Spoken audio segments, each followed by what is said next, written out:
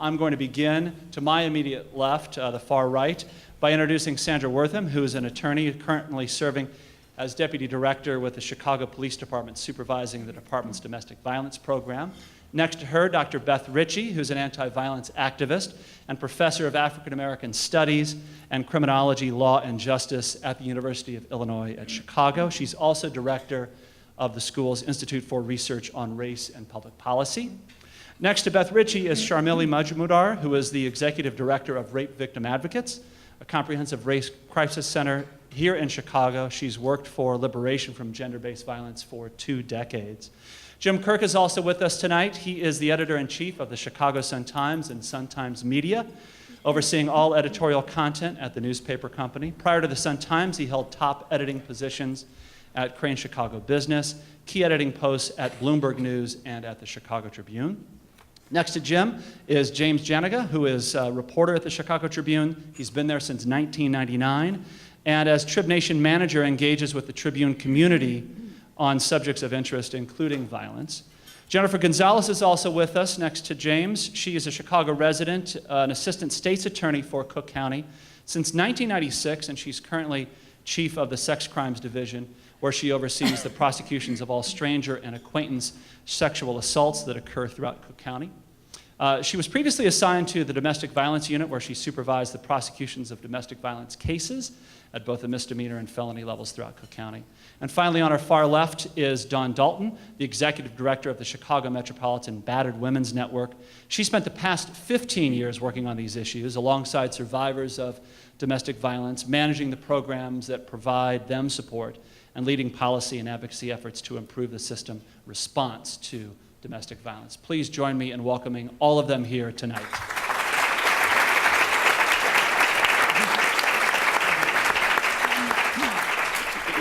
I was going to start with Jim and James on the news media piece because of this important research that's come out, but I actually want to change that slightly and begin, Dawn, with you and some others, and to help frame this out. And I'm curious from your perspective, how does the world of domestic violence, violence against women, sexual assault, as you see it in your work on a daily basis, compare to what the media reflects on a daily basis? Well, what we know in the service provision of domestic violence services, shelter, counseling, legal services, is that it crosses all classes, all races. There's any demographic checkbox that's out there, domestic violence is happening in it. And so when you look at what's being reported in the media through various outlets, there's a different story that's being told. Primarily, you hear about lower income folks are the offenders and victims of domestic violence, and primarily it happening in communities of color. And so that story is a bit different than the experience of what we know in providing services to survivors. All right, Beth Ritchie, to bounce it down to you, studying this from a different vantage point from scholarship and research, what do you note that's parallel or congruent about these things? Or incongruent? Well, I think any reporting, of course, reflects dominant values about what's important and who's important, and juxtaposed against that is who's not important and who we can scapegoat for the majority of the social problems that we face. And the reporting on violence against women reflects that sort of dominant pattern of this is what's important and who needs to be protected and attended to, and here's who we can blame for the social problems that we face. So whether it's crime in general, violence against women in particular, the economic crisis, whatever we might be calling attention to, reflects dominant patterns of racial discrimination based on blaming people for what's wrong. Well, I want to let Jim and James weigh in on that, but I mean, at some level, I would imagine that they and others would say, look, we are dealing with stories that are made aware to us, that we're reporting based on sources. We're doing a good job with these stories, with the resources that we have. So what's your response to that? How do we get to the kind of situation that you're describing, Beth Ritchie? What are the forces that make that up, Beth? Beth, on that? Yeah, I'm bouncing it back to you, Beth. So good work happens in the media. I want to say that clearly, and I think we in Chicago have seen lots of evidence of people trying to do the right thing and reveal what's really happening in communities instead of relying on sound bites, stereotypes, et cetera, to advance a social agenda. And my sense is that on the issue of violence against women, we still have a ways to go to say that violence against women is not concentrated in certain communities, that the dilemmas may be different in different communities, but I look to the news media and say, how can you really deal with that kind of nuanced reporting when your pressures, this is really a question, your pressures are really different than ours as researchers. We tell the long story, longer story than anybody really wants to read about, right? We've got lots of statistics and you have to sort of wade through those, but I understand the role of the media as presenting quick analyses that help people understand what's going on and what to do about it. And I think the challenge for the news media is how to incorporate a deep, sophisticated understanding of systemic racism and gender violence in an article, a radio story, and I think that's hard to do. All right, so Jim Kirk, take us inside. I mean, how do you and your colleagues in the field think about what's covered and how it gets covered? Well, I think it changes day by day depending on the story.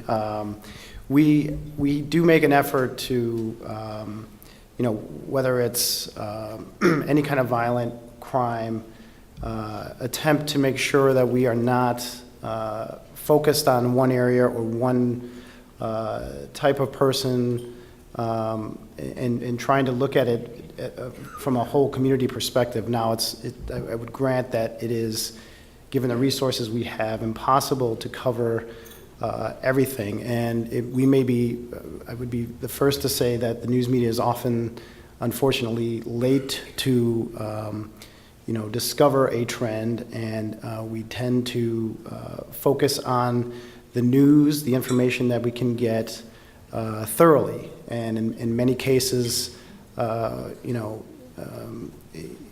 you have a case like a murder case that's pretty cut and dried, perpetrator, if the person is caught, certainly victim. In the case of violence against individuals, it is not as cut and dried, and we tend to be more careful about how we cover those cases. It takes a lot more reporting time. It takes a lot more interviewing, trying to get to the bottom of it. We want to be fair and objective to both sides. That's sort of what we're dealing with on a daily basis.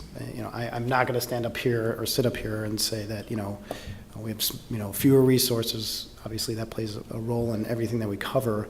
What we try to do is not sensationalize if it is not a story that doesn't have impact or means something to the whole community. What I'm trying to tell our reporters is if you do cover something like domestic violence, you have to look underneath the surface of the individual crime and try to detect patterns and what's going on behind the story. And that's how we approach a lot of the violence that we're covering now. James, how do you see it? I think Dawn is absolutely right. There's a lot of dimensions to the way that crime impacts the community and the way that it impacts the people who live through it. And as best as sometimes there are some unintended consequences of the pace of that coverage. And look, our readers do expect a certain amount of daily coverage, and we do have good sourcing in the police department and good day-to-day coverage.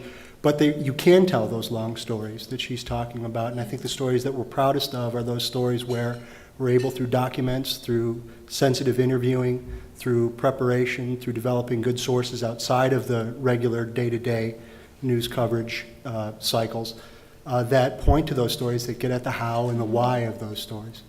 Let me also, though, follow up, because you talked a little bit about how you think about coverage. How do you determine what to cover in any given day when you have, in a city like Chicago, just taking the broad swath of crime, far more stories, far more incidents than you could possibly in any given day devote? It would take your entire newsroom several times over to even come close to covering that. So how do you choose when you think about which stories to put a reporter on or to put in the paper and where? Well, our online readers at chicagotribune.com are certainly getting a lot of that daily breaking news, right? And we know that from their reader patterns, right? They're looking for those shorter stories. Our newspaper readers they expect that sort of analysis and that sort of investigation, and that's the watchdog role that we take very seriously as a newspaper, and that's available online too. The way that you prioritize that is you're looking for those stories that are going to have the biggest impact for the community, and not just reporting what has happened, but in finding those sources that are trying to get at the reasons why these things happen. And when you say biggest impact for the community, what does that mean? Right. The things that matter to the community and the questions that matter to the community. Let me come to Sharmila on this, because you have worked for years on these issues, and you've also worked with so many women, and hearing their stories and trying to be an advocate publicly for a greater attention paid to these issues. Is the media, broadly speaking, the approach, is it helpful to that effort by and large to try and shine attention on the areas that you want them shined on? And how difficult is it for you to get the spotlight in the right direction, as it may be? I think the media can be. I mean, I think that's the crux of it, is that the media can be really helpful at illuminating issues around gender-based violence and telling that story behind the story, and hopefully helping people get a deeper understanding of those issues. I think that all of what's already been talked about are kind of challenges to whether or not the media is actually able to make that happen, right? So limited resources, how many inches are you going to get in the newspaper, just the fast pace of online work as well. But I think the other piece to all of this is that people in the media are like people everywhere else, and that they are human beings, and that many of us have been socialized to believe certain things about gender-based violence. So I think sometimes it takes kind of an extra step to be able to step outside of that in order to report on gender-based violence in a way that reflects a little bit more accurately and perhaps a little bit more deeply what is happening. I think often what is lacking is context, and context usually takes space and time. So, I think that we see gender-based violence, we see sexual violence reported, and you'll have a case where the defense attorney gets to kind of go on for some length, talking about all of the reasons in which a survivor shouldn't be believed, or why a story, a report of sexual violence is actually not true. But we don't really get the counter-narrative very often as well, and I think there are some restraints placed on the institutions that represent the state as it relates to those cases. But I think that's one of those things that I think is a smaller fix, that isn't so much about, okay, now you have to do a 10-piece deep investigative article that's going to take up a lot of space in the paper, a lot of space online as well. So I think that context piece can be really important and really illuminating for folks for whom this is not their everyday. I want to draw that out a little bit more, and then get a few of others, especially those representing law enforcement, to weigh in. So let me stay with this, Sharmila. So you're saying that, to really boil it down, that in some cases there might be an overemphasis on the narrator of the alleged perpetrator and less of an understanding of the challenges and circumstances and context surrounding the victim. Is that an oversimplification of what you were saying there? No, I think that does encapsulate it. I think we saw, something happened in Cleveland, Texas. It's now been a couple of years, but a lot of people may know about it, an 11-year-old girl who was gang raped repeatedly. And there was a lot of attention paid to the reporting around that, because the reporter who initially reported for the New York Times on this story ended up talking to people in the community who kind of repeated that narrative, the narrative of, oh, this, the poor young men who were involved, and oh, she was dressing older than she was, or that she was a slut, or, those kinds of things. And we didn't hear from anyone who was kind of saying, she's 11, and how do we make sure kind of, and to me that's about balance, and that's about fairness.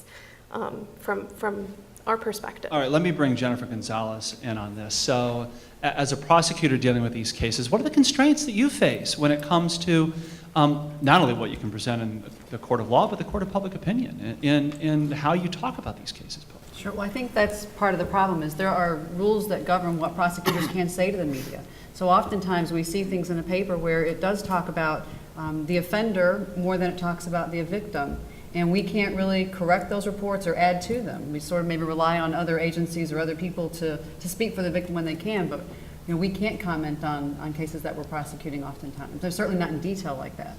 The reality is we have victims of all races, of all ages, male and female, and whether some of those cases are reported on the media, some of them are not, but those are the victims that we're given, and those are the cases that we prosecute, and we treat them all the same, whether it's a misdemeanor case or a serious felony offense. They're all treated exactly the same. They're all treated exactly the same. They are.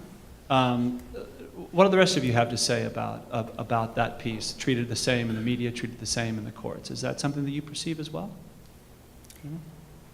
Well, so I think one of the problems is in the case of reporting on the issue of race, if I can continue to sort of bring that up for a moment, I think that readers or consumers of media worry about both the overrepresentation of racialized, stigmatized groups, both as victims and as perpetrators. So in some ways, in other discussions, it really is a question of identification with the perpetrator or narrating the experience of the survivor in more detail, and that's not balanced.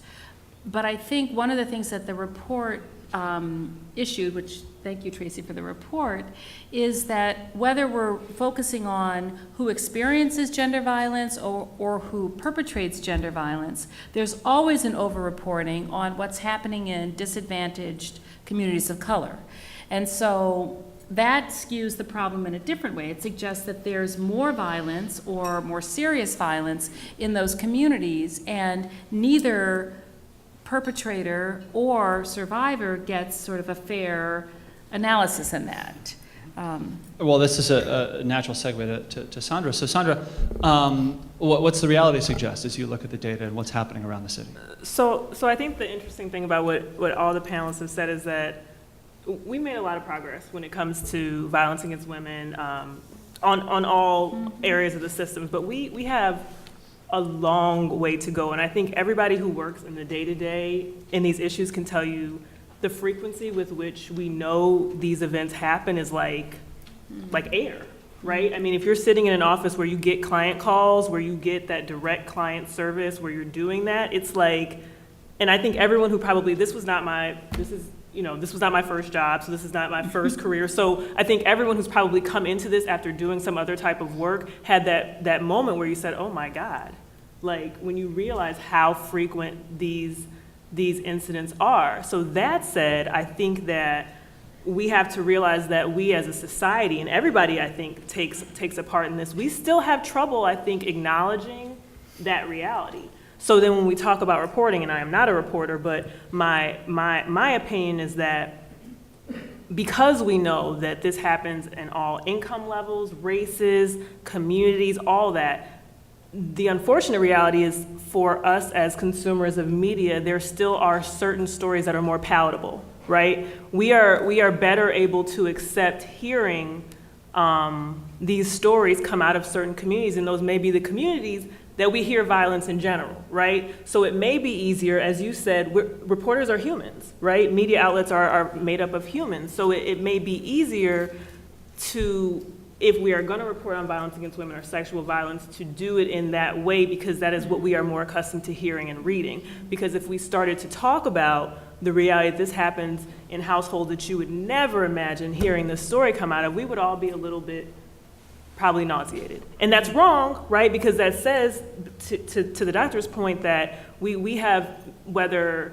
consciously or unconsciously, said that certain life or certain crime is more important or less important, and that's horrible. But I think it's a good discussion to start having because, again, those of us who get the calls every day know that it's often the people you would never think. You would never think. Jim, what's your response to that? What's your reaction when you hear that? Well, there is no doubt that the volume of crime committed, gender crime, is astronomical to the point where it would be impossible to report on everything every day. I think the one big factor that all media face in trying to cover in a way that makes sense so that the community could understand what the issues are is to try to put that in context. And to put that in context means that trying to get the victim survivor side of the story. And it is very, very difficult to oftentimes to get that. Again, the media can do a better job at trying to get that story. Some of the most compelling cases, some of the most compelling stories, and there was one in the Tribune a couple years ago of a wife and mother who had been battered repeatedly and was worried about a former husband getting out of prison. She decided to talk to the press about that story and gave the Tribune an incredible story that I think had a really broad impact on the community about this issue in particular. Another case where the victim did not talk to the press, but a reporter sat through weeks of testimony in a brutal case out west where a woman and her partner were brutalized, ended up winning the Pulitzer Prize and brought a huge spotlight on the issue. So there are ways to cover it, but it is a day-to-day, it is a difficult topic to provide context to just because of the nature of the crime and sometimes a reluctance understandably, of the victim to talk. And you do not want to just tell one side of that story. All right, others of you. Can I just, in response to that, in defense of the media, I think the other thing, and not just this discussion about media and violence against women, but in all the work we do at the police department, I think just all the work we do with violence against women, is we have to acknowledge also the reality that we as a system give, and I hope this does not come out wrong, but we try and give victims a lot of power, right? After the victimization, we say we don't want to victimize you again. So there are a lot of considerations that we as systems make to try and give that decision-making power to victims. And so without, being very careful here, but so in defense of the media, we don't want to, as law enforcement, I don't want to speak for the state's attorneys, but we try and be considerate of the complexity that is a domestic violence case, right? So it's not that Jim Jones, who I have no knowledge of, came up and slit my throat, but it's that this person who I've entrusted probably with my life and my children has victimized me. And so we try and consider that, and that is a very, very, very tricky part of this conversation that I don't think we really talk about too much, because then it does become very tricky, but it's the reality. So I don't think that that's absent in the issue of reporting, because while some communities or some people, and I don't want to make it, I don't think that's even racial, while some people I think have said, hey, this is something we need to talk to reporters about and get out there in the media, I think that there still are large numbers of people who aren't there, right, and don't want it reported. So then are we victimizing them again by saying, hey, Tribune, you need to report on these families in these other areas, not just the South Side or not just the West Side, for example, but we want to report on this side of town, but what if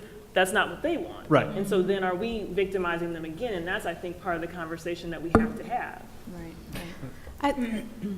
I would want to challenge us to think of providing context as more than just thinking about the victim or the survivor's story and their side of things. I think we could get caught up in this binary then, where it's like it's we have the perpetrator side, we have the victim side, and I think there's a larger story to be told, and that context can come from places other than just looking at working with the survivor to tell their story, because I think that's a very real, what you bring up is a very real challenge, and confidentiality is an important principle in the work that we do. But when I'm talking about context, I'm also talking about context in the sense that if you look at the report, that the majority of sexual violence that's reported is perpetrated by strangers. So I think it's reasonable to think that readers or consumers of media would assume that stranger sexual violence is the predominant form of sexual violence, just looking at the numbers. Those of us who do this work know that that is exactly the opposite. that actually does not represent that. And so when I'm thinking about context, I'm also thinking about even being able to say, perhaps speak to a rape crisis center, or someone who does activism around violence against women and gender-based violence work. And I understand the constraints, so I'm not suggesting that become long-form journalism necessarily. We'd love for that to happen more often, but even having a quote or a response or something like that, when you are working with the challenges of protecting someone's confidentiality and not wanting to re-traumatize someone. There are also great guidelines out there for media on how to report on gender-based violence and also how to be victim sensitive in that reporting. And again, I think there's a resource question around that, and like how often do people get an opportunity to have that training or even be able to seek out those resources as well when things are quite as fast-paced as they are. But again, I think I'd like to challenge us to think about context a little bit more broadly. Well, just to put a fine point on the report portion that you alluded to, roughly 8 out of 10 news reports involve stranger rapes, according to the data. Roughly 9 out of 10 actual incidents involve acquaintance rapes. And I want to go to you, Dawn, for a second, because so let's look at that picture. What impact does that disproportionality have on even the way you and others might talk to providers, talk to potential victims when they actually start to think about the violence that they might be encountering in their lives and where it's difficult or what the risk is to them or the risk isn't to them? Mm-hmm. Yeah, I think that I can speak for the providers in the room that oftentimes when you're working with someone who's experienced intimate partner violence, they may not even define it as that right away.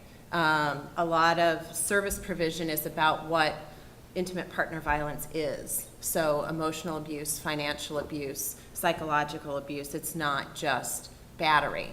And that's often what we hear and read in the media. And so that definitely puts a particular lens and perspective as to what domestic violence or violence against women really is. So, and I think expanding a bit on your question, but that also impacts folks that end up on juries, folks that have a powerful role in a victim's life and what they identify as violence against women. Well, and let me pick up on just the reference to juries. I mean, one of the pieces of conventional wisdom about this, right or wrong, is that these cases generally are enormously hard to prosecute, right, Jennifer? I mean, and so my question is that true, and what are the factors societally that make this difficult? I think that our job as prosecutors, and every time we're doing a jury trial, and even a bench trial to some extent with the judges, our job is to educate the jurors and the judges about domestic violence and about sexual assault, the fact that it is mostly acquaintance rapes, it's not stranger rapes. And so we do a lot of trainings in our office to train our own people, but that's the reality. So that can allow them to then, when they go in the courtrooms, to explain that to the juries and the judges about what they're hearing about. So a significant portion of your work, even in the actual playing out of a trial, is contextualizing that way for the benefit of the jurors before you actually even necessarily get to the matters at hand in a particular case. Sure, absolutely. It's, we in our profession, we talk about the CSI effect, and it's the same kind of thing. People don't want to talk about sexual assaults unless it's a stranger necessarily. And so we have to educate them that that's not the reality. And Senator, let me come back to you on from the police department's point of view on this. So you have officers responding to a call about domestic violence or sexual assault or whatever the case may be. What are the challenges those officers are dealing with when it comes to dealing with the victim in that moment, about what they're going to say, how they're going to actually proceed with this case, and how they might want to talk about it or not? Right. So I just smile because everyone who knows me, who's worked with me in this room, is like, oh God. The thing is, that's a wonderful question, because it goes back to what I believe is the crux of, from our department standpoint, the challenge and I think the ongoing work to do the best we can to service victims. So the reality is, look, and when we train officers, we say, like, you need to, and I will not give the wrong number, but like domestics are a very dangerous call to respond to, right? Because when we train, when I do a training, I'll ask them, you know, I say domestic, what's the first word you say, right? It's a frustrating call for an officer because often the person you're there to help, you know, they may want your help, they may not by the time you get there. And so what we try and train is on the dynamics of domestic violence so that all the things that the panelists are talking about, so that our officers respond to a scene equipped with that information, right? That there's a cycle there. So they could have called you 20 minutes ago, hopefully it won't be 20 minutes, but they could have called you however long ago they called, and you get to the scene and now maybe they're cooling down. They don't really want the offender arrested. And I say they because, you know, this gender thing could be either way. So we always talk about women as victims, but I think it's a good point, and one of the panelists mentioned that we also have men as victims as well. But I think that's the tough thing, because often you will have someone who calls, and by the time you get there, really what they want to do is just diffuse the situation, right? And so as a law enforcement official, your job is tricky in that respect. I'll tell you, the Chicago Police Department's policy is a preferred arrest. We do not have a mandatory arrest policy with regard to domestic violence incidents. So that goes back to my point about I think the balancing act as a system that we have with regard to giving victims choice and voice in these situations. So I don't know that really answers the question, but we try and equip them with the dynamics information. We obviously, I mean, if a crime has occurred, obviously we are going to, you know, be law enforcement officials. But I'm just saying it's different. It's a different type of situation because you're going into a home. You're going into a situation where there are all these other dynamics outside of just a simple crime has occurred. Beth? So when Sandra was talking, it reminded me of I want to say years, but it's probably only 1 year I spent training law enforcement on responding to domestic violence. This was over 30 years ago. And I do remember that training law enforcement to respond to domestic violence was a high priority of activists in the anti-violence movement. And we did at that point say, it's different than other crimes. You have to take it with a different kind of seriousness, different approach, different dynamics are at play. And you have to take race and gender and age and kids there and, you know, how dangerous it is into account. And it occurs to me in this discussion, we haven't trained media in the same way. In other words, we haven't invited media to be our partners as advocates or law enforcement or prosecutors or service providers, researchers, to say, here's what we need from you. We need you to understand there's a different dynamic in these kinds of situations. There's a message that we need to get out to the population to respond differently, like neighbors might be as effective as police in some instance. Family members, if they responded differently, might do better than a police officer responding. But we haven't invited media into our community of people to try to respond in a way that makes a societal impact, rather than we blame the police, but when you're not around, we blame the media, and then we blame prosecutors, don't we? So we even sometimes blame advocates, instead of saying, what's a comprehensive community approach to this problem? Yeah, why do you say, go ahead. Sandra. I'm sorry, and Dr. Ritchie brings up a great point that I just want to make very clear. In addition to training on the dynamics and making sure that they understand that, I want to say we don't want to go too far on the spectrum, and we also try to train that, hey, domestic or not, if a crime has occurred, a crime has occurred, because I do think often, especially with your beat officers that respond to maybe the same houses over and over again and are familiar with the family and the dynamics, we don't want them to go too far to the other side and say, oh, it's just a domestic. You know, oh, we know this house, we know what's going on here, we know what's going to happen tomorrow, because you don't know. And what we really try and emphasize is that as law enforcement agencies, we have specific requirements and duties that we owe to victims, quite frankly. And so it's a very delicate balance, but trying to provide them with enough information so that they strike the right balance for each house that they respond. Several things to pick up on, but Beth, in passing, you said we even criticize the advocates at times. So what's the critique of the advocates in this space, Beth? Oh, I don't criticize. I know, but, I mean, but I've just heard say from the hypothetically, audience. you've heard some people say. I mean, what's the piece that they have to own here? The short version, I mean, we don't criticize these advocates, and we certainly don't criticize the hard daily work that is often overnight work that advocates do. I think one of the critiques I would make, and I will include myself in this, is that we have relied too much on law enforcement to solve this problem. I mean, and I say we because I did it too. I worked for years in an anti-violence program, and what do we say? Call the police. And when the police didn't come, we'd blame the police, and after we were done blaming the police, we'd try to call media attention to the fact that police didn't help.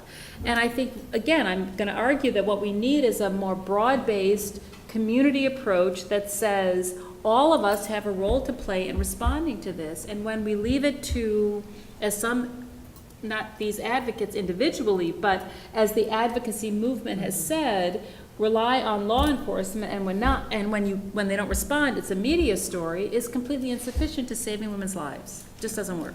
Others, I see Don, you nodding down there, and Sharmila as well. Did you want to jump in on that point? Yeah, I think that one of the reasons why I was looking forward to participating in this discussion is to Beth's point exactly. It's not often that this table of people gets together to talk about this issue. And so I'm really curious around hearing from Jim and James how you think we could change the story a bit. Thinking about, James, and your comment around you cover what matters in the community. How do you define that, and how do you know about what's happening in the community to go out and get that story? How can we, picking up on Sharmila's comment, provide context that provides a little bit richer coverage of this issue so that at the end we are working on a societal view of this issue and thinking about individuals and communities' response to gender-based violence and not just a system response. It's tremendously important to listen. First of all, when Dr. Ritchie was talking about how everybody in the community wants to be involved in this and find some kind of solution for it, it was remarkable how many heads in this room started nodding because these are all people that are doing that work. When we had a violence community conversation 2 weeks ago, we tried to invite people that were impacted by violence, but weren't the kinds of people that we normally would get on the phone as sources in our day-to-day coverage. Because what you want to do is build those bridges to the kinds of people that have the connections into the community that can tell us the kinds of stories that you're not getting. You're always looking for those opportunities to be introduced to new things. And reporters are endlessly curious, to be introduced to any group of people where, there is a story where there's ongoing angst, where the powerless are the victims of the powerful. That's an archetype. That's a story that, not many reporters can resist trying to tell. And then your only challenge becomes in building the levels of trust that are required to tell a delicate story well. I'm curious to know, Dawn, just back to you for a second. Are we talking about a quantity or quality thing? That's the question, isn't it? I think that, when we looked, the Battered Women's Network and Rape Victim Advocates worked with Tracy at Chicago Justice Project to pull the numbers together for this report. And, we had to sit back and talk about what's ideal, right? Because if it's just a police blog that's in the newspaper, I don't think that's what we're looking at here. That's not what we're identifying as good reporting. And so is it a combination of understanding of what's happening in community, what's happening, as we've said, sort of cross-community. But it's, at the end of the day, we know that there are resource issues for the media outlets. And so how do we pair that with this contextual piece that we hope is adding to the quality that makes an impact on what the understanding of this issue really is in the community? Yeah. Jim, let me also just ask you about something else that's just a cold, hard fact of realities in many newsrooms, and that is, they'll point to the definition of news as something that's new. And so to the extent that this is commonplace, right? Yes, yeah. It's not new. And there may be a structural problem there. Is there not? Yeah, so I think Dawn hit on it. It is a quality. I think it's quality over quantity, because I think if all we do, and James and I have seen this, there is a certain segment of readership online that just just reading to see what's new during the day, and it happens to be a lot of crime stories. And what is really impactful for a reader as well as a community is a very rich, very deep story that explains on all sides what is going on. And where I think, obviously as newsrooms have shrunk and resources have been diminished, we are relying more on advocacy groups and others to, provide us the data that we may not be able to get our hands on in a timely manner to help provide the context for these very rich stories that will have impact. That is, for us, doing a story every day on, the incredible murder rate in Chicago over the past couple of years was not enough. We decided to look beneath that and take a look at what's going on behind the violence and the gun problem in Chicago, and then periodically take very big chunks of space in order to tell that story. We obviously need to do that with this story. It's a little more complex, I think, but obviously worth it. This is a follow-up to a related point there. Is the intense focus on the murder rate in Chicago crowding out space and attention, not just in newsrooms, but in the public's mind for other forms of violent crime? Yes. Yes, in a word. You're nodding. Absolutely. Yes. Absolutely. Yeah. Absolutely. Okay, so Beth, you're nodding. So Well, how do or we deal ev- with that? Well, or even the gender dimension of the murder rate. Right. So in some ways, gender violence gets sort of captured over here, as violence against women, as if women aren't sort of the people in the story about murder rates. And so I, again, would say one of the conversations we might have is what part of the youth violence panic is about gender violence, and how does gender, sexuality, et cetera, influence what's happening with young people in our society. And that, to me, would say that the issues that we all focus on, that we call gender violence in a way that is isolated from other problems of violence, could be integrated. We might get more attention to the issues of sexual assault if we thought of it as really a critical part. I hate to sort of say it in that way, but it's a fundamental part of what youth violence looks like. It's sexualized, it's about gender, it's about masculinity, it's about all of those things that we care about, but only gets covered in our stories, not those stories. Don, I see you champing at the bit. Yeah, and James and I were just talking about this prior to the conversation. The Battered Women's Network has a training institute where we provide 40-hour trainings to folks doing domestic violence work with survivors, and we've partnered with an organization called Also, who is one of the ceasefire agencies, and they have violence interrupters on their staff.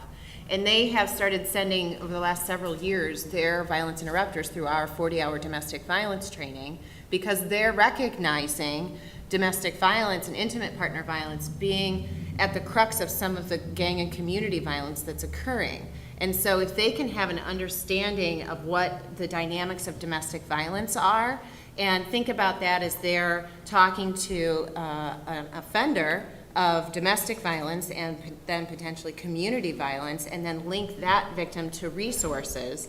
I mean, that's I think what Beth is talking about also in terms of a community response. Like, this isn't happening on the police's time. I mean, sometimes, Sandra, but not all the time. I mean, that's the ceasefire model, right? These are folks that are in community. And so really thinking about how those intersections are occurring and how we can get that information infused into the response is an important one, and an important story to tell.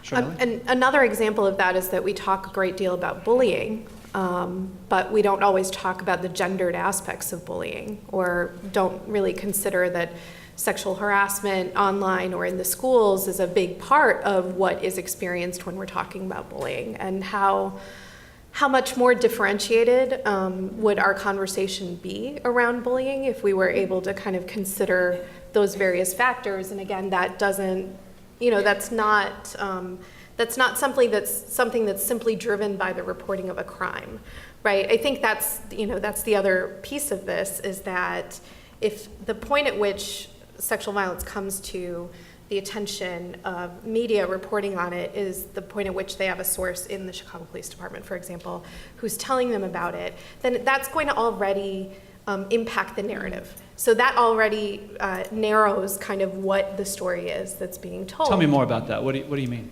Well, sexual violence is one of the most underreported crimes out there. So if you're relying on the reporting to official agencies, then you're already kind of artificially narrowing the spectrum of what it is that, gets reported around sexual violence. And again, I think that what James and Jim have mentioned in terms of diversifying sourcing is a big piece of that. Like, who are you talking to? Because it cannot just be the police department, and that's why, I think there's places of improvement for all of us. One of the places of improvement, I think, for advocacy is about being able to tell our story, tell it well, and invite others into that story. So really developing those relationships with media so that we are able to tell a fuller story, and so that it's not always reactive.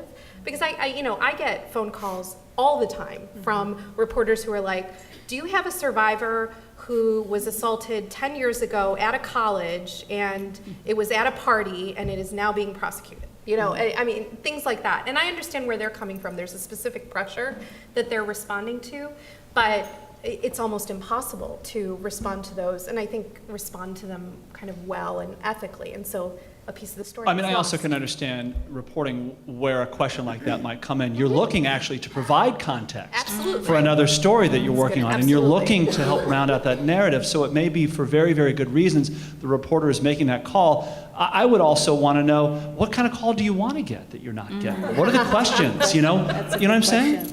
I think, I was at the community conversation that James referenced with Trib Nation, kind of the violence community conversation.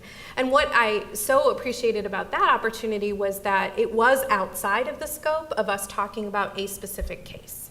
So it was this opportunity to meet lots of different people, of different cross-section of the Tribune Company, from Red Eye, OI, copy editors, like a lot of different people, to do that relationship building piece, so that the conversation isn't, hello, I've never met you before, you've never met me before, can you provide a survivor, we need them in 24 hours.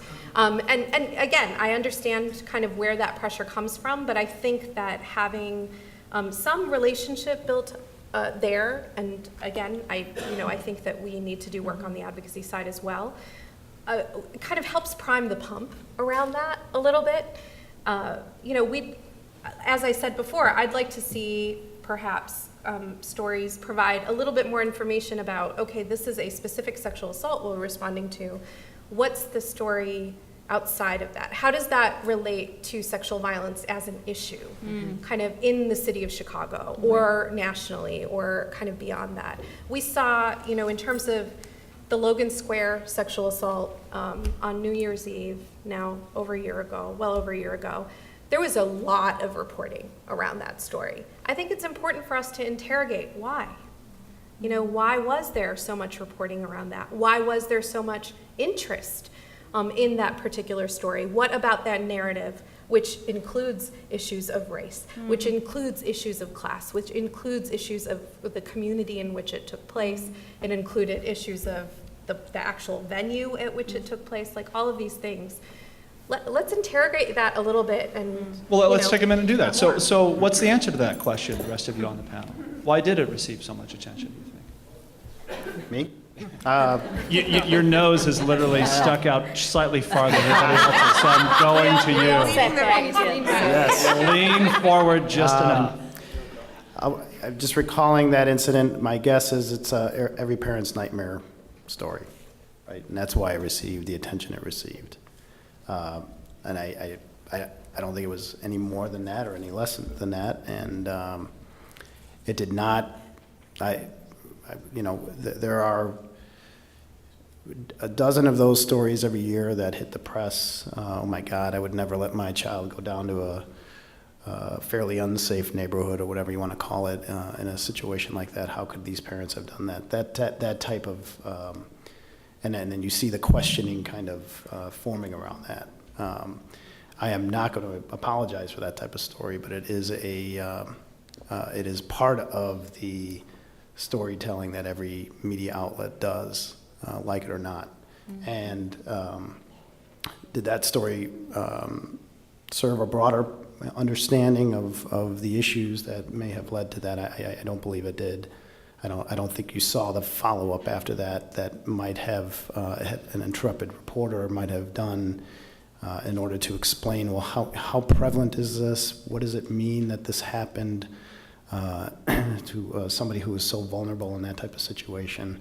And you know, that's where I think the story unfortunately stops too often. And you know, it's up to newsrooms and editors to push harder on that, and again, go after the data and try to get sources beyond the official sources to really understand a problem like that.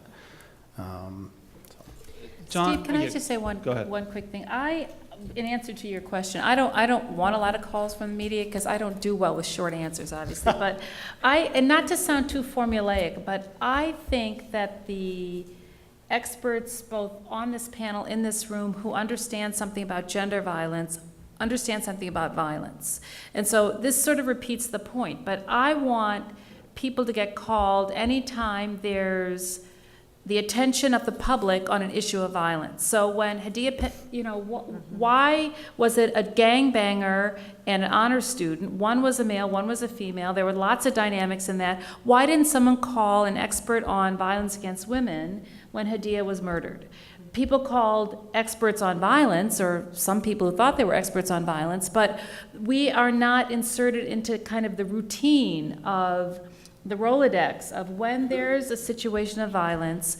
It might be a case where someone who understands gender, sexuality, and more than most groups on race and class, Sherman Lee could have commented on that case, I know that. And so we sort of, again, are isolating experts. And I think we as anti-violence activists have something, we as feminist-based, anti-violence, gender-based violence experts have something to say about violence in this city, and we're not called about the large, big cases that get lots of national media attention. We're called on the specific cases that are actually, in some ways, more difficult to comment on because they're so much more complicated.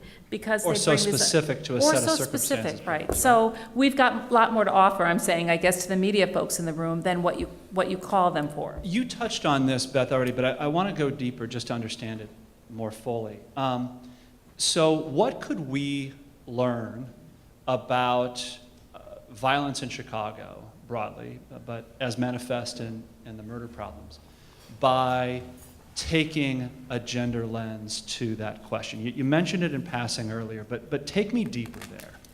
Well, I'll take you as deep as I can go, Steve. It's not really my area of expertise, but I do know from both the research I've done, but also reading research that other people have done, that a lot of the issues of youth violence are related to gender. They're related to performance of respect, performance of masculinity, issues around relationships, family backgrounds where there's been violence, where violence is seen as the way to solve problems.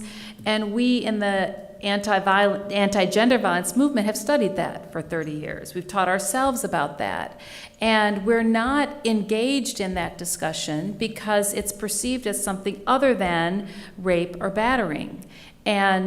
But it is violence, and it is linked to issues of power and control and domination and fear, and that's what I think feminist anti-violence activists are authorities on. And we may not have all of the answer. Goodness knows nobody does, or we would be doing something different. But we've got something to contribute to the discussion. And I think if we're not in the places, often the community-based places or the academic spaces where those discussions are happening, I'm asking maybe the media could invite us into some of that discussion. I think we'd have something to contribute. There are a couple things I want to hit, and then we'll turn it over to you for questions. One is just this piece on the sort of hyper-violent case. We've made reference to those kinds of cases throughout the conversation. But Jennifer, to bounce it down to you, What impact does public attention, no matter how it manifests, on the kind of hyper-violent case, the heater case, as it might be called in a different parlance, have on our understanding of the broader dynamic, and have on your job, as the case may be? You know, it's really hard to answer. I can say that, you know, when we're doing jury trials, I think sometimes the jurors come in with some preconceived notions, and they, if they're going to have to do jury duty, they want that sort of, you know, exciting case that maybe they've read about in the paper. But the reality is, you know, I've tried a lot of cases, and afterwards, when you talk to the jurors, and many of them are, you know, they're fascinated by the process, and they're fascinated by the testimony and the way it all comes out. And I think that even though they may have come in with some preconceived notions, maybe they've read things in the paper, once they see the process at work, I think those preconceived notions are sort of left behind, and they value the process for the way it is. Yeah, what about others on the kind of hyper-violent case? Dawn, what effect does that have on the kind of work that you and other advocates do? Well, I mean, I think that if that's what we're hearing about, then people may question if the violence happening in their home is not worth anyone else knowing about. Right. And that's the issue at hand. And that's not to say that they should be calling the police per se, but there are services that are out there. But if they don't believe that the level of violence that's happening behind their closed doors isn't at a certain level, then they don't, you know, it's not warranted to go seek help. And so that's the ramification of, I think, reporting on the solely, and not that it's solely, but, you know, the majority being hyperviolent cases. One of the themes that's run through this whole conversation is the need for context, stretched and pulled in lots of different ways. So I'd love to hear from as many of you as can speak to this as possible. Tell us how an increase in available data around these issues might actually affect and shape public perception and coverage abilities and things like that. And Don, I'll start with you and bounce it back this way. Sure, you know, data, boy, that's something. It's hard to come by. It's hard to get your hands wrapped around what is it that tells a fuller story. So there's certainly service data that domestic violence and sexual assault organizations have that we're able to get from our partners at the Illinois Criminal Justice Information Authority. There's the sexual assault hotline and the domestic violence helpline data that sort of gives another lens of people who are just maybe looking for information or how to get linked to services, and it gives us a context of where they're at and where they're coming from. You know, we've got, everyone else can talk about their own data, but certainly the Battered Women's Network utilizes the police response data, the number of calls for service versus the number of arrests that occur, that's only about 30% of calls for service end in arrest. So using that information from an advocacy perspective, prosecution rates, I mean, lots of data that goes out there, and it's, and I'm sure as Beth can talk about, data can be manipulated in lots of ways to tell many a different story. And I think that's the work that we have at hand. Certainly, I think that there's improvements that could be made at making data more available from systems to help us figure out how to move forward in a more powerful way.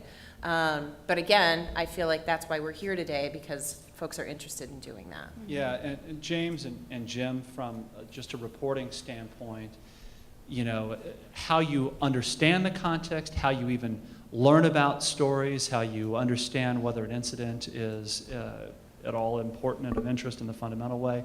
To what extent would increased access to data be effective in that? You know, data is extremely important, and it is something that, you know, as reporters are always looking for. You know, you have the Woodward and Bernstein model of, you know, following the documents, right? And, you know, the modern version of that is an Excel spreadsheet.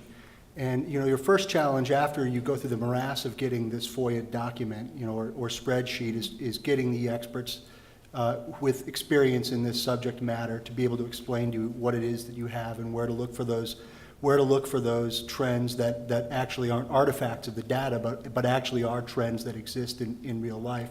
And so while the data is important in terms of showing you broad trends or maybe hot spots and places where you should look as a reporter and apply your curiosity and seek out those sources, it's a starting point.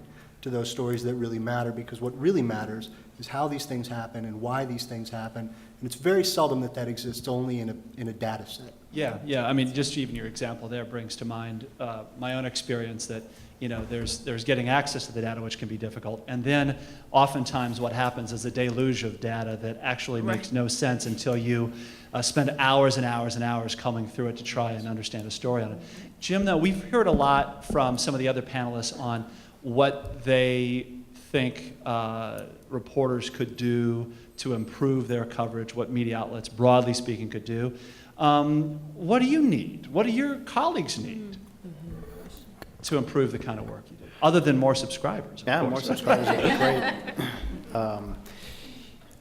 Obviously, access to more data, and anybody from a victim standpoint who would like to come forward and tell their story, I think it's one thing to have the data to use in your reporting, as James said.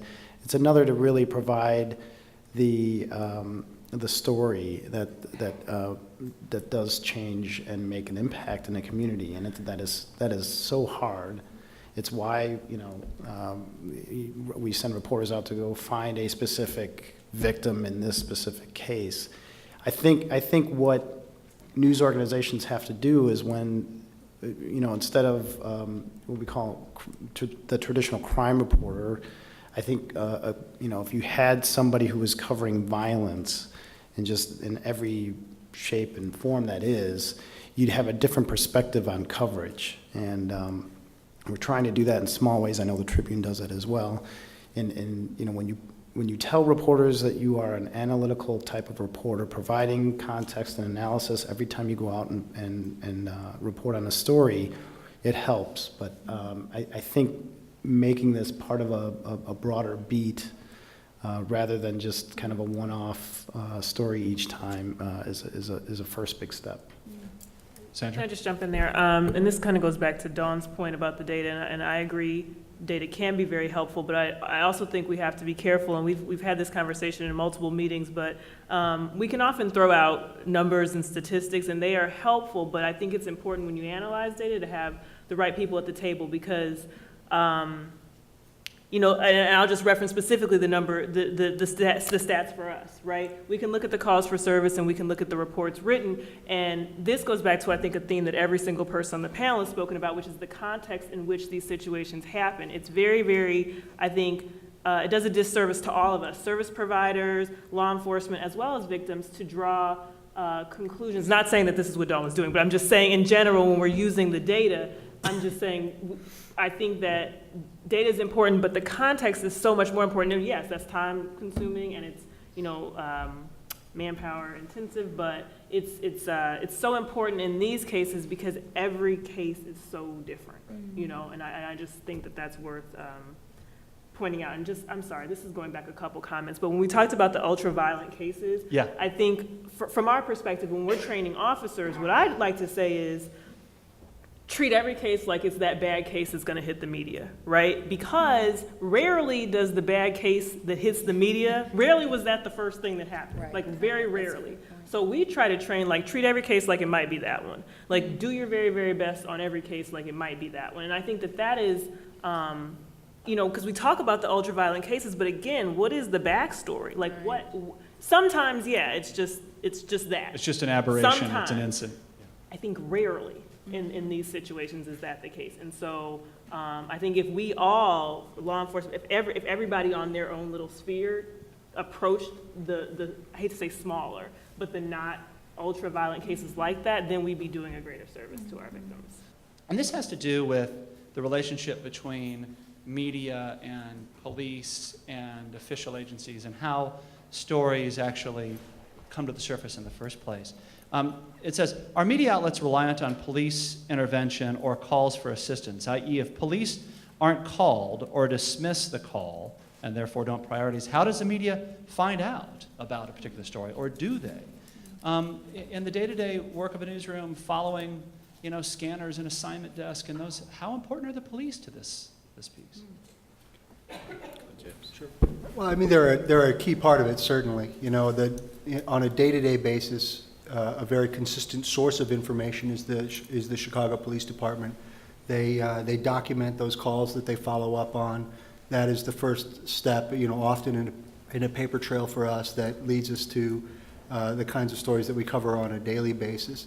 But, interestingly enough, on the bigger stories that we do that really delve into why these stories happen, those sources become less and less important to the telling of that story than do those sources that are identified through outside people that are not, the elected authorities or the servants of the elected authorities.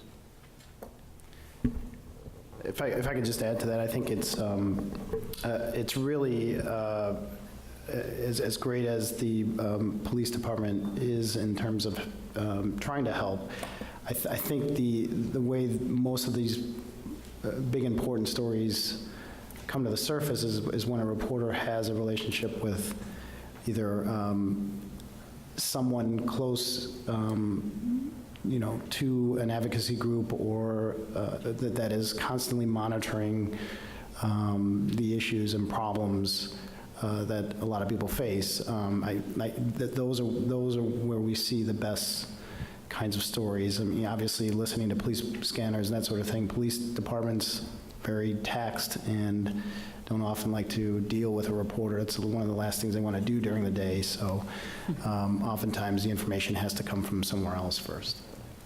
Another question on a slightly different front is, how is social media in particular having an impact on how we understand gender-based violence?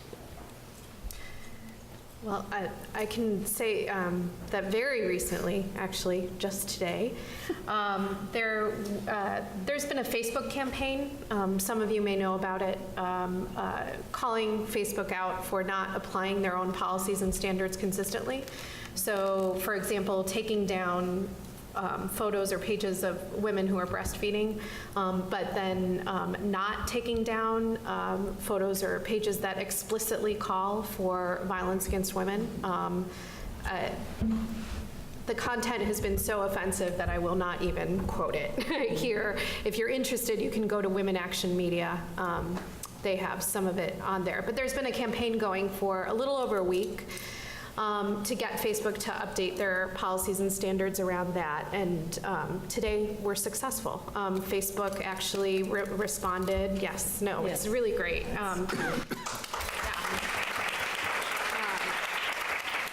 So RVA was one of the first organizations to kind of sign on to the campaign, and it grew from 40 organizations to 106. There were over 15 companies that pulled their advertising from Facebook as a result of the campaign. So Facebook has agreed to update their policies and procedures and those pieces, and also do training for those people who are responsible for moderating content, et cetera.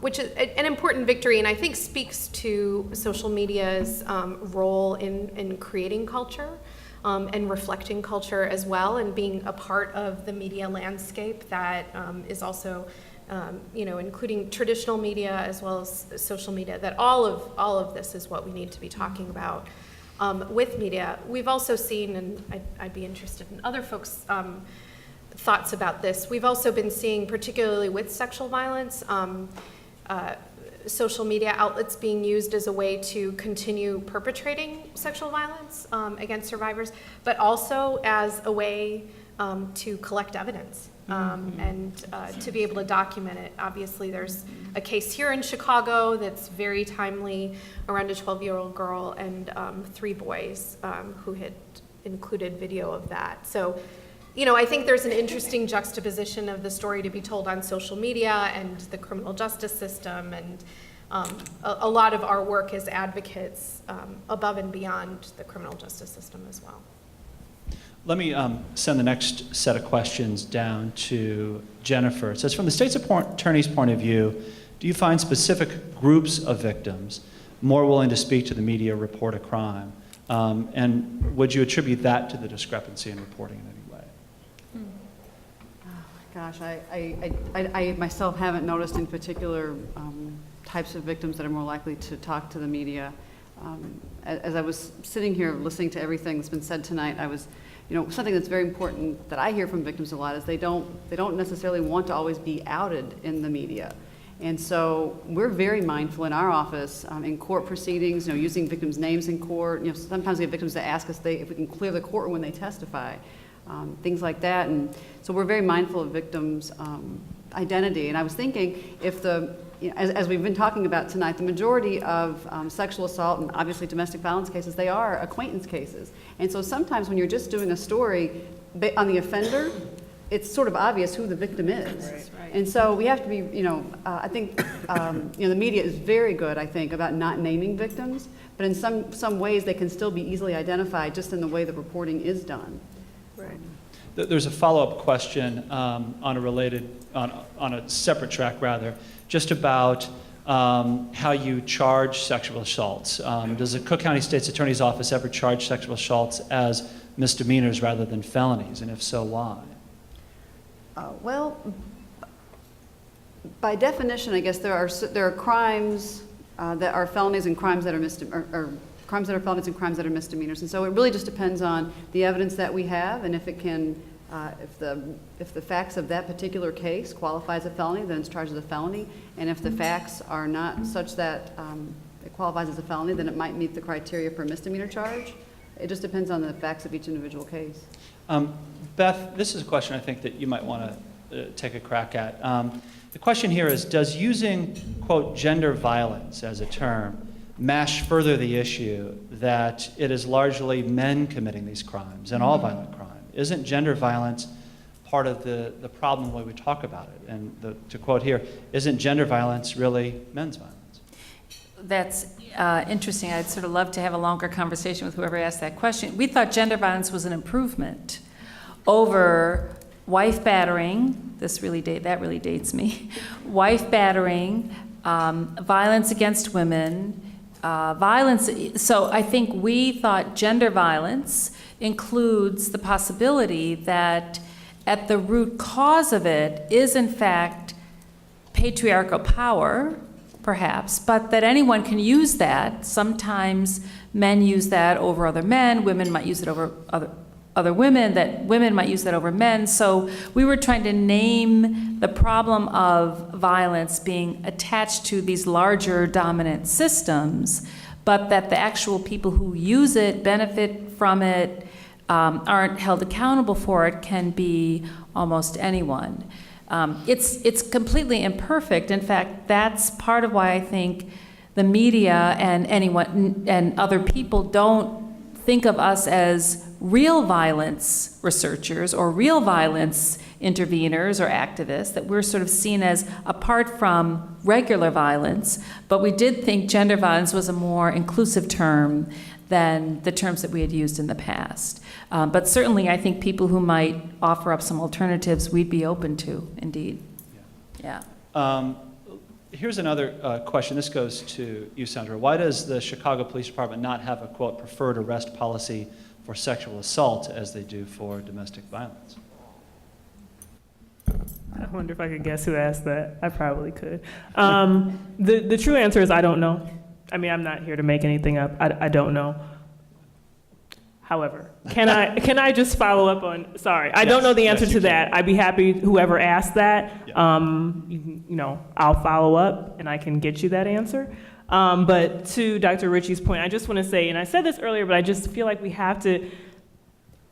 And to Jennifer's point as well.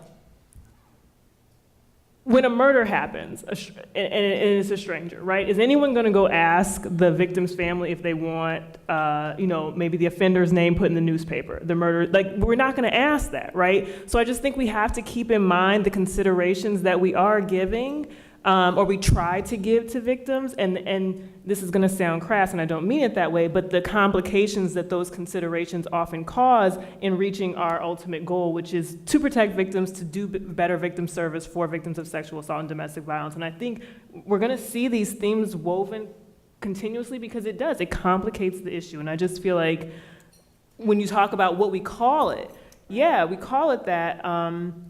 And it probably does maybe marginalize us as people who have something intelligent to say about violence or whatever, but then when you don't call it that, how do you make sure you identify those cases in which we need to add that special consideration for the victims? You know, so it's I think it's a catch-22 in some respects. Can I But just whoever go- asked the question, I will follow up. I just want to go, this is, I'm going to argue both sides of it. It's absolutely true that it is a special case of violence, and it's also normal violence in that way. So one of the most fascinating cases that I've looked at around this issue is the case of the DC sniper, which some of you remember, the John Mohammed, who just terrorized Washington, D.C., and the surrounding neighborhood areas. Some of you may remember this. He actually was trying to kill his wife. And so every time, and he almost killed his wife, and all of those other people who were really the collateral consequences of his attempt to kill his wife, who he had been terrorizing for 15 years until that point, were really a way to cover for the fact that the murder of his wife then wouldn't have been counted as that.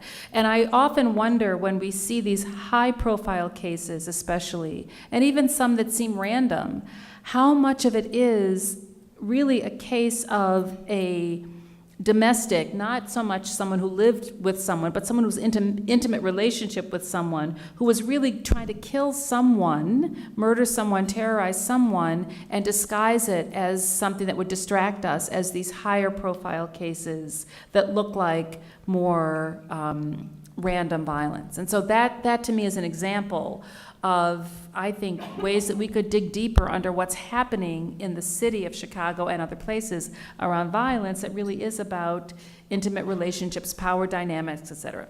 And Sharmila, I want to follow up with a very edited version of a question that has to do with essentially talking about not just context and reporting of crimes after they happen or incidents after they happen, but really talking about the prevention piece. Is there a conversation that can be happening publicly where advocates, law enforcement, media, scholars, and others can be playing a more constructive role in the prevention piece? And what would that Yes. look like? Yeah.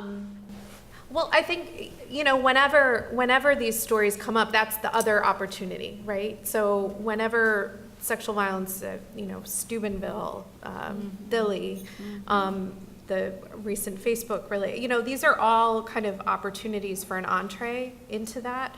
Above and beyond that, absolutely. I mean, I think that the work that's being done as it relates to bystander intervention around sexual violence is really exciting, it's promising, it involves a lot of people.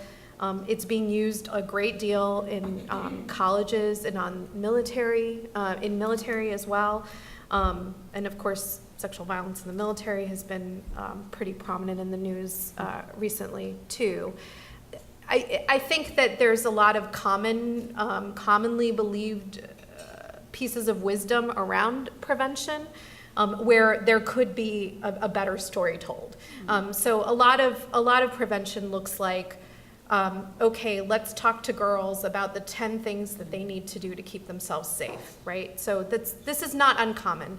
I would venture to guess that pretty much anyone in the room has heard some of those tips, particularly folks who identify as women. However, this again is another piece of that stranger versus acquaintance. Right? So if those top 10 things you can do to keep yourself safe are really only useful when you're talking about, if at all, really reducing your risk of stranger assault.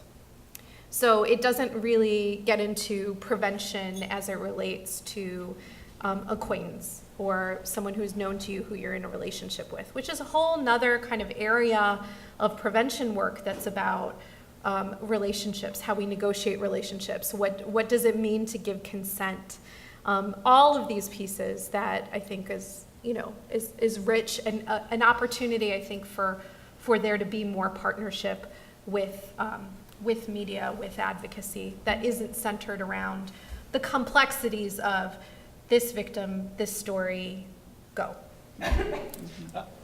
There are a number of questions that have touched on a kind of a common theme that I'm going to try and pose here back to you, Jim. The one is just referencing a Tribune headline the next morning following a brutal and high-profile double murder, and the verdict in that trial 2 months ago. Life sentence and killing of Corey's ex-flame, Todd, T-O-T, Todd.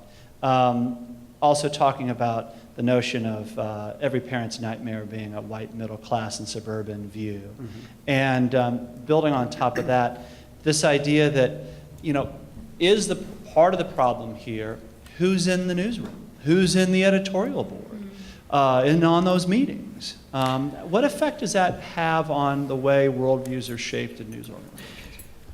Yeah, I think that historically, there's a lot of women in newsrooms, probably in a percentage of the workforce more than many others. I don't believe that women have ascended to managerial positions in a way, in a big way, especially senior positions. And I do think that ultimately plays a role in the same way that if you do not have a diverse editing staff, you tend to see that in the types of stories that are pitched and eventually get in the paper. And I know the Tribune has done this too. We both try to diversify the views as much as possible. When we set out to do our violence project last year on the murder rate, we immediately identified that there was not one African American at the table making the decisions on that. We quickly changed that, and you have to pull yourself sometimes and make sure that you are representing everybody on the table. But I do think that that's an issue, and it needs to change. What does an ideal community response look like? I think pulling on pieces of what's come up today, I think relationship goes a long way. And I mean, we all live in this city and we know that's the truth. But that's meaningful here because it's how we get to tell the real story. It's partnering with the prosecutor's office in knowing they're working on a case they can't talk about, but maybe we have connections to folks that can give context that tells another side of the story. Gosh, I feel like I could talk for a long time, and there's a lot of other people that have things to say too. And so ultimately, I think it's following through on some of the things we've said tonight. A lot of times, there's lots of discussions that we are a part of or go and listen to, and the conversation ends even though there's good intentions stated. And so, in my view, what's a better place is the dialogue keeps going. Jennifer, seeing what you see from your perspective, what would reduce the flow? What would be a great community response from your perspective? Anyone who's ever heard me give a training, I sort of have a mantra, and it's knowledge is power. And so I'm a huge fan of just training, and I can tell you that our office is a really different office under Anita Alvarez. She came in several years ago, and one of the things that she did was she brought an advocate into the office. And we have really increased our level of training. And I'll be honest, I don't know that I quite got it prior to getting all the training that I've gotten. And so because it's had such a profound impact on me, I really stress it on the divisions that I run within sex crimes, and I know in domestic violence they're doing the same things. It's just this constant training. We bring in, domestic violence advocates. We bring in rape victim advocates, and we ask them, tell us what you know, teach us. What is it that you want us to know? And that is what allows us to then impart that upon juries and judges when we go do trials later. And so I'm thinking it's had such a profound effect on our office. That would have a profound effect, I would think, on the media. Someone's been talking about earlier how these reporters, they're human beings. They're reporting on their own life experiences. And if they don't have this information, it makes it kind of hard to then turn that into a story or weave it into a story. So I would just think somehow imparting that knowledge, I think would help. James and Jim, final thoughts here? Yeah, what I've heard from everybody at the table talking about that the gap here is in communication, and in part of that communication gap has to do with trust, particularly on an issue that's as sensitive as this. So whenever we can have conversations in the community with people that are dealing with these issues, that can develop that trust long before a response is needed, that enables you to do a better job when a response is needed. If I could just add to that, I think, as always, where the media is working the best is when it is putting pressure on lawmakers and that sort of thing to make sure that when there is a problem that's not being addressed in certain ways, that the paper can rally behind it and make some changes. And I think the media still serves that role, but I do think that technology and social media play a crucial role in this, and being able to use the media as really the town square, the forum where that discussion can take place and kind of burble up, so that the right people who have to pay attention to it do pay attention to it. So I think the media has a really unique opportunity here to really play a much larger role going forward, mainly because of technology. Sharmila? I think part of it is about respecting the fact that each of us has a different role to play, and that sometimes those roles may lead us to not necessarily be in agreement. I mean, rape victim advocates, we're advocates. We're going to be pushing for the state's attorney's office to be taking cases. We're going to be pushing for the Chicago Police Department to be making arrests. That's what we do. That is our role. But we also have to then respect the fact that there are different constraints that each of us is working around, and to do our best to really be approaching making that happen, making that story get told, and responding as a community together, and leveraging what it is that we're strongest at in order to do that, and move forward and actualize, like Dawn said, put into practice what we're already talking about. Beth? I would just build on that, Steve. I think, in many ways, this is a very refreshing conversation for me. I didn't quite know what to expect, but I really feel optimistic from having it, in part because it's clear to me in a different way than it was when I entered the room, that we really, it's somewhere between cross-training of each other about what we need and what we will demand, or how we can be held accountable, to something far more radical to me, which is that we have to have communities involved in this discussion. And the person who isn't on this panel is the person who is living the experience in a community, saying, here's what you do wrong from the police, here's what researchers do wrong, advocates need to do this, media, and I think it is the answer to me, which in a whole nother version of the story believes in not doing any of the things that we've done. I'm a prison abolitionist. I don't really believe the media is going to solve the problem. Advocates, and certainly universities aren't going to solve the problem. But somewhere in the world out there are people who are figuring out how to make meaning of their lives, and they need to be invited into this discussion too. So I need to say, what do you need? You need to say, what do you need? We all need to say, what do you need? And then partner with those people living the life, I think, living the hardest life. All right, final thought from you, Sandra. Right, so coming at the end, I mean, everyone's pretty much said all the good stuff. But building specifically on what Sharmila and Dr. Ritchie said, the building the understanding, okay, between the various systems, the victim voice, which I think if you're talking about general violence, which I hate to say, or gender violence, or whatever kind of violence, we so often don't talk to the actual people, okay, who are like living that life, which I think is our fatal flaw as systems. But then the one thing I will say that I hope is slightly original is, but persistence, right, in those conversations, because since I've had this job, I will tell you, we go to a lot of meetings, okay? A lot of meetings in this domestic violence world. And I'll tell you, I've had meetings with the same people from some of these agencies, and like nothing ever got accomplished, right? But now I'm having meetings with those same people, like as recently as last week, and I feel like we're making headway, and we're figuring out how, as Sharmila said, I can do my job, right? I can work for the police department and do what we have to do and abide by our rules and our orders, but I can help you too. And it doesn't always happen the first meeting or the first year of meetings, quite frankly, and that's just the truth, especially in this, because I know there's many meetings where, yeah, it's like, oh, the police, and you feel like, God, I can't do anything right, and they just send me. But eventually, if you have those discussions and you're honest about what we can and can't do, what we will and won't do, you'll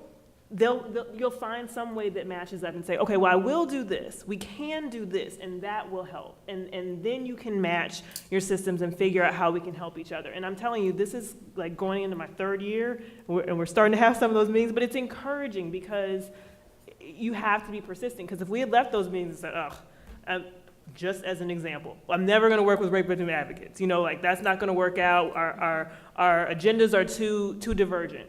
Then we wouldn't be making any progress. But you have to keep coming to the table and saying, hey, this is what I can do for you, this is what I can't do for you, and how can we make those things match up so we can, at the end of the day, provide the best service for victims, which is really what I think everybody on the panel wants to do. Well, I want to thank all of you for coming to this table tonight. Greatly appreciate it. A round of applause for our panel.